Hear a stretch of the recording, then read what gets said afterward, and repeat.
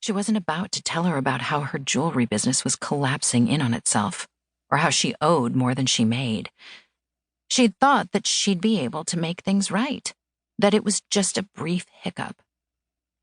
Now she wasn't so sure the ship could be kept from sinking. Nothing's wrong. When was the last time you tested your blood sugar? Oh, don't fuss. I'm a grown woman. I'm fine. I keep telling you. All these tests and pills, Martha scoffed. When I was a girl. You used leeches and prayer when you were sick? Violet smiled. Don't be rude to your elders. Martha took another sip of her water and frowned. We definitely didn't drink schlock like this. When Martha frowned like that, she reminded Violet of William. William had been the love of Violet's life. They'd met in college at the University of Washington. William had seemed an odd choice for Violet, a popular sorority girl who had wanted to go into fashion design. William had been bookish, an engineering major. But when they'd had to work on a group project for their ancient history class, he'd surprised Violet and asked her out. To everyone's shock, she'd said yes. They'd gotten engaged right out of college and had been married a year later.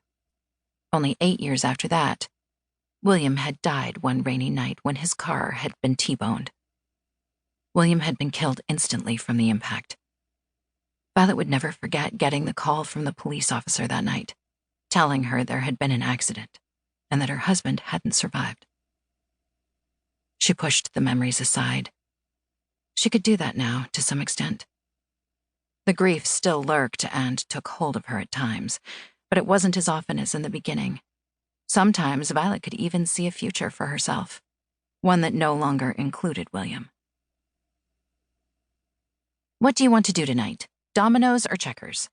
Violet asked as she and Martha ate dinner together. Martha's eagle-eyed gaze made Violet want to squirm in her seat. Why don't you go out for once? You don't need to stay in and entertain an old woman every night. I like entertaining old women. I think you use it as an excuse to avoid interacting with anyone your age, especially anyone male. Martha's expression softened. I know how much you loved my son. I miss him too, every day. But I knew the day that I lost my dear Harold that you can't stop living life when you lose people. Because then, what's the point of living? Violet's throat closed. Was she avoiding living life even 2 years later? It was true that she hadn't looked at a man since William's death. It would feel like a betrayal.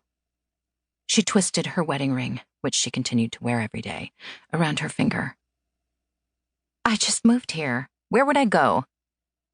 Oh, honey, it's a small town. Where else? Go to a bar, get a drink, meet a man, maybe go home with him. Violet almost choked on her water. Martha! Don't get your panties in a twist. I'm old, not dead. Nothing wrong with enjoying some male companionship. Why, I've been meaning to call up Dennis. Violet held a hand up, stifling wild laughter. Please, no, I don't want to know. And your generation says my generation is prudish. You have to get out there. You're young. You could marry again. Don't hide behind William's death. I know it's hard to get back up into the saddle, but trust me, if anyone can do it, you can. Violet peered more closely at Martha. What's this all about, suddenly? Nothing. At Violet's skeptical look, she added, Okay, maybe not nothing. There's a singles meet and greet tonight. Violet groaned. God, no, please. I've done those. You did one once, a year ago, and you stayed for 15 minutes, or so you told me. You have to actually try. Martha pulled out a folded piece of paper and pushed it toward Violet. You should go. Martha? No, don't. I appreciate everything you've done for me, how you moved here, how you helped me.